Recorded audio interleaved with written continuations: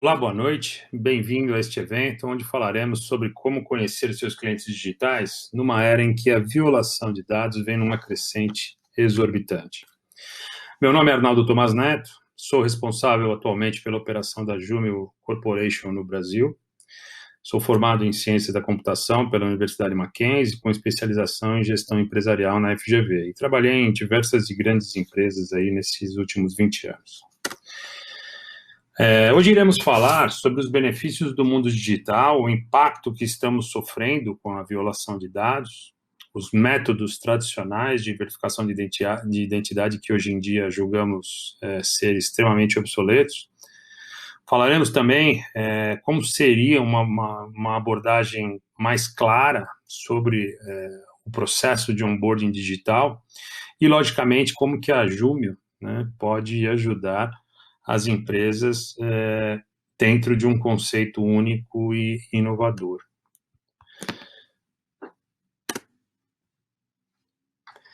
Como os benefícios do mundo digital, o objetivo das empresas hoje em dia está embasada em 3 pilares. O primeiro é melhorar o alcance aos seus clientes, se tornando uma empresa disponível para clientes e, logicamente, clientes em potencial. E detalhe, a qualquer hora e a qualquer lugar. Algumas barreiras para a utilização das ferramentas digitais, elas foram derrubadas, né? Parte das interações entre os consumidores e as organizações, aquelas que não agregavam valor ou simplesmente não eram essenciais, elas estão sendo substituídas por interações digitais muito mais rápidas, eficientes e, por vezes, muito mais ricas, né, em termos de experiência para o usuário. A curva de adoção das inovações digitais e as suas interações com o universo físico ficaram mais acentuadas nos últimos meses. E isso é uma tendência que se observa em todo o mundo. Tá? O segundo pilar é melhorar o lucro, né, das empresas. Logicamente, dentro de uma estratégia de maior cobertura de mercado, uma melhor conversão do cliente durante a integração entre os sistemas e a plataforma do teu cliente. E que no final do dia reduzirá o custo operacional nas tarefas manuais, nas revisões manuais que são feitas. E o terceiro e último pilar é melhorar a experiência do cliente, fornecendo aos seus clientes e clientes potenciais uma jornada de usuário muito mais fácil e simplificada para as transações online. Sobre o impacto na violação de dados, as grandes e as pequenas instituições financeiras são as que mais sofrem com os ataques. Logicamente, por conta dos volumes expressivos das transações em dinheiro, né, e que ficam na mira dos cybercriminosos. Até agora, os maiores bancos do Brasil têm relutado em colaborar com este impacto. Embora construindo aceleradores e incubadoras, ninguém ainda entregou uma estrutura de API de banco aberto e transparente. Tá? Muitos crimes cibernéticos envolvem o uso de identidades roubadas para cometer fraude de identidade ou assumir contas, né, o que a gente chama de account takeover. Ou a venda dessas informações de identidade para permitir crimes. Né? Nesse slide você vê claramente, né, os países da América Latina com o maior número de ataques a aplicativos web observados no setor de alta tecnologia em junho de 2019. Logicamente, o Brasil é o alvo preferido dos fraudadores. A violação de dados que resultam em registros expostos aumentaram consideravelmente, 54% ano a ano, no primeiro semestre de 2019. Isso eu estou falando de dados antigos, tá? 65% no ano de 2020, já um ano mais recente. E o número de registros expostos nessas violações aumentaram consideravelmente para 52%. Né? Isso conforme o relatório de violação de dados de visualização rápida do meio do ano de 2019, emitido pela Risk Based Security. Ataques cibernéticos e violações de dados são o quarto e o quinto risco mais sérios que o mundo enfrenta hoje, conforme o relatório de risco global do Fórum Econômico Mundial de 2020. Um outro exemplo, uma das maiores empresas de roteadores do mundo, logicamente que eu não vou dar nomes aqui, porque eu também não tenho a permissão, divulgou, né, que as empresas da região da Ásia-Pacífico, região asiática, recebem 6 ameaças cibernéticas a cada minuto. É um número, assim, muito, muito alto. E aqui você vê claramente, né, como o assunto de violação de dados ele é preocupante no Brasil, né? Então, esses são os 3 exemplos mais conhecidos, né, de mercado, né, o que aconteceu com o Banco Pan, com a Receita Federal, com a Natura, né, que em 2019 e 2020 tiveram um vazamento de dados, né? E isso foi antes desse mega vazamento de CPFs que ocorreu em final de 2020, né? E pegando o exemplo desse mega vazamento, né, o número, se vocês notarem, ele é maior do que a população do país. O número está estimado em 212 milhões, até porque inclui dados de falecidos, informações expostas, que inclui CPF, nome, sexo, data de nascimento, além de uma tabela com dados de veículos e uma lista com CNPJs. Tá? Percebendo o enorme potencial da fintech para criar um sistema financeiro mais inclusivo e estimular o crescimento econômico, os governos da América Latina estão empreendendo uma série de iniciativas para apoiar e promover o desenvolvimento da fintech. Mais recentemente, o Banco Central do Brasil lançou novas regras para o início de crédito como meio de aumentar a concorrência e uma tentativa de reduzir as taxas de juros para os clientes finais. A regulamentação permite que as fintechs brasileiras atuem como provedores diretos de crédito ou plataformas de empréstimo, sem ter que fazer parceria com o banco como intermediário, né? Então, as regras também reduziram os tempos de aprovação anteriormente longos para as licenças financeiras. A penetração da alta tecnologia também está desempenhando um papel considerável no incentivo ao crescimento e à adoção das fintechs. Embora a adoção de smartphones no mercado o mercado de massa, né, seja um fenômeno relativamente recente na América Latina, nossa região, né, tem uma das maiores taxas de adoção de smartphones em todo o mundo, especialmente entre as gerações mais jovens. Eis aqui algumas macro tendências do setor, né? Vocês verem que esse é o tamanho do mercado de fintechs no Brasil, 50 bilhões de dólares, onde os 5 maiores bancos ainda detêm a maior fatia de mercado, 95%, por incrível que pareça, apesar de vermos aí uma enxurrada de bancos digitais, né, sendo criados, e 44% das pessoas utilizando smartphones no Brasil. Então, esses são números bastante importantes que a gente deve se preocupar. Agora falaremos sobre os métodos tradicionais de verificação de identidade, que, numa visão de mercado, são métodos extremamente obsoletos, ultrapassados e que não garantem a integridade da pessoa, dando margem, né, para o que chamamos de account takeover, né, ou roubo de contas. Os métodos hoje existentes,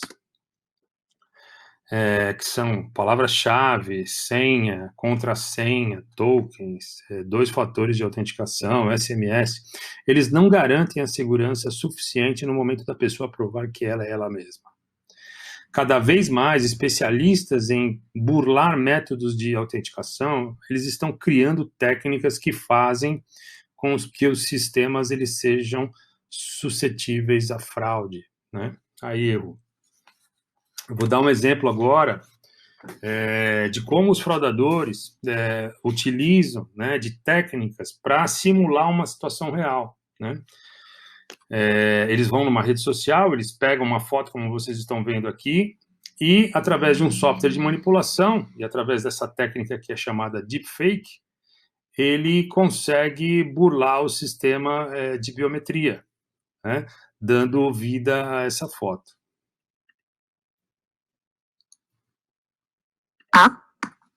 down, left, right, tilt left, tilt right, and some natural movement. Now, check the fitting for eyelid movement, eyes closing, and blinking.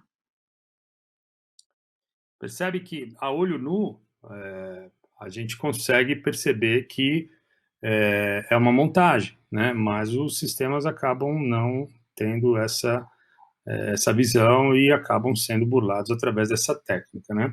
Essa é uma técnica antiga, né? Não é tão inovadora como a que você vai ver agora, com recursos muito mais inovadores e muito mais tecnológicos, né?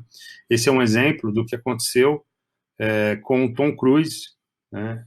Que de uma hora para outra estava fazendo deepfake, fazendo TikTok. E como é um cara extremamente reservado, né, todo mundo estranhou, e depois foram ver, era uma pessoa, né, se passando pelo Tom Cruise. Você vê que a técnica é extremamente inovadora e muito difícil de você perceber que é uma montagem. In this reel, you're going to see my amigo, Chris Umi. He's going to introduce to you the wonderful world of deepfakes, how AI and VFX are unlocking the future of our imagination.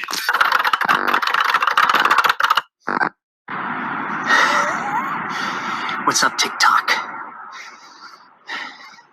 You guys cool if I play some sports?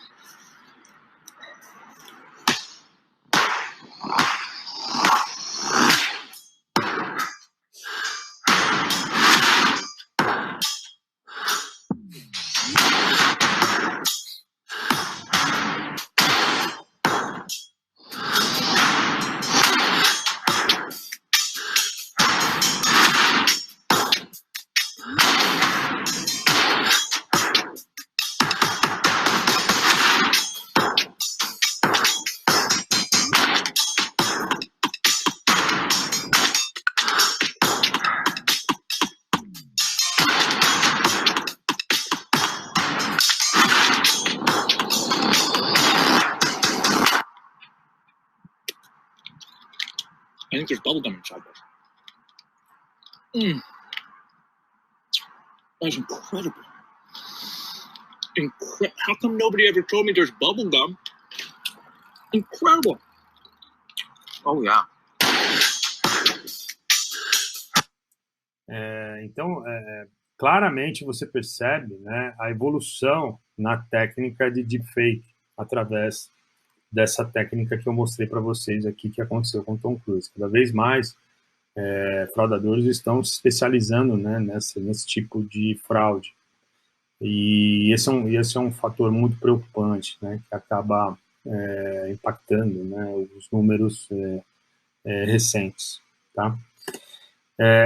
Além das macro tendências que eu mostrei para vocês, um outro dado interessante, né, eu que gostaria de mostrar, fala que 70% das organizações, né, que usam autenticação biométrica para acesso à força de trabalho irá implementá-la através de aplicativos para smartphones, isso tudo até 2022. Né? E agora eu vou falar um pouquinho do processo de onboarding, né, que ele tem que ter um equilíbrio entre a máxima proteção de segurança, mas ao mesmo tempo trazer uma jornada de experiência do usuário muito mais rápida, sem frição, sem burocracias, tornando uma abordagem mais simples. Né? Deverá sim haver a validação do documento através da tecnologia atrelada, né, como eu disse a vocês, e não só prova de movimento, né, como muitas das soluções de biometria de mercado hoje falam que fazem prova de vida, mas na verdade é prova de movimento, e aí um fraudador facilmente acaba burlando esse sistema através da técnica de deepfake que eu mostrei para vocês. Então a solução ela precisa trazer mais tecnologia e métodos de inovação, como inteligência artificial, machine learning, visão computacional, senão os sistemas continuarão suscetíveis à fraude e à violação de dados. Né? Aqui mostra, né, uma CNH brasileira, onde mandatoriamente, as soluções têm que capturar todos os dados desse documento, né? Para que você não cause frição no momento da abertura de uma conta, por exemplo. Então, precisa se estabelecer uma prova de similaridade entre os dois processos de verificação de identidade e a detecção de vivacidade, né? Uma sem a outra, as empresas continuarão com grandes problemas no sistema de onboarding digital. E quais os ingredientes chaves, né, para evitar todo esse impacto de violação de dados, né? Então, as empresas hoje, elas têm que olhar para o mercado e buscar soluções que tenham essas 5 maneiras aqui de converter o maior número de usuários online, né? Então, a empresa ela tem que ter cobertura geográfica, ela tem que ter mais tipos de documentos suportados, né? Não só no Brasil, como em outros países. Tem que ser uma solução omnichannel que se integre a todos os meios, né? Web móvel, SDK, API, que tenha instruções claras, né? O que acontece, na verdade, no final do dia, o que acontece com os dados que são capturados, né, durante o processo de onboarding. A experiência do usuário, ela tem que ser fantástica, tem que ser uma jornada personalizada, com menos telas, menos frição. Ela tem que ser rápida e suave, com toda uma orientação, né, uma didática de orientação durante o processo. Tem que ter loop de feedback instantâneo aos clientes. Outro ponto fundamental é a qualidade de imagem, né? E, logicamente, estar em conformidade com todos os mandatos regulatórios, né? GDPR, LGPD, KYC, entre outros tantos. E fundamental é a precisão da verificação. A solução tem que fornecer uma acurácia nas capturas de imagens, tanto do documento como na prova de vida, né? Ela tem que... Para que isso, né? Para que no final do dia você consiga reduzir as taxas de abandono. Porque se a pessoa ela sentir uma certa frição durante o processo, ela vai abandonar o processo de onboarding, o cadastramento, e vai para um concorrente seu sem pestanear, né? A solução ela tem que ser integrada com uma cadeia ininterrupta de confiança, sempre ligando a validação do documento e a prova de vida, como eu mostrei anteriormente, né? A experiência do usuário, né? Como eu disse, uma jornada personalizada, com menos telas, né? Ela tem que ser uma jornada rápida e suave, com uma orientação, uma didática muito forte durante o processo. Menos etapas e processo de integração mais simples ajudam a gerar uma melhoria de 15% na taxa de conversão, que no final do dia é mais receita para as empresas, né? Você consegue integrar um novo cliente em segundos ou minutos e não em dias, como era feito anteriormente. A capacidade de corrigir o curso durante os estágios de verificação de documento, né, ou de captura da selfie, ajuda as empresas a fazer melhorias de 2 dígitos nas taxas de conversão. As informações elas têm que ser fornecidas claramente aos seus usuários, né? Escreva didaticamente todo o processo, né, para que o teu cliente ele tenha uma maior clareza no onboard. A empresa ela tem que ter uma cobertura geográfica para que a abrangência em suportar outros tipos de documentos seja maior e que essa esteja pronta para as empresas que queiram expandir seus negócios para fora do país de origem, né? Você acaba dando uma gama maior de cobertura de documentos que, de novo, no final, significa mais receita para a tua empresa.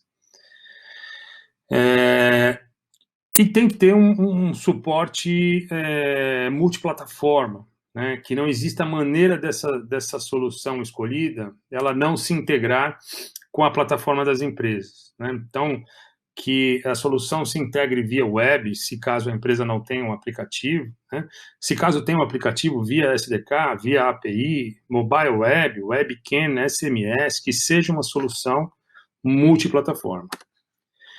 Bom, eu vou separar agora os últimos minutos para falar sobre a Jumio, né? A Jumio é uma empresa líder global, com mais de 350 milhões de documentos validados no mundo inteiro, sendo que 10% dessa totalidade a gente já faz isso no Brasil, né? Não só pelo fato de termos grandes clientes no Brasil, mas também pelo fato, como vocês veem aqui, né? Ebanks, Hotmart, BTG Pactual, como também muitas pessoas transacionarem dados com a empresa, né, através de outros meios. E o que a gente oferece para o mercado é uma solução, uma plataforma de orquestração com módulos de serviços, né? Então, a empresa hoje, ela te oferece não só a parte de onboard, mas também todo um complexo de serviços, né?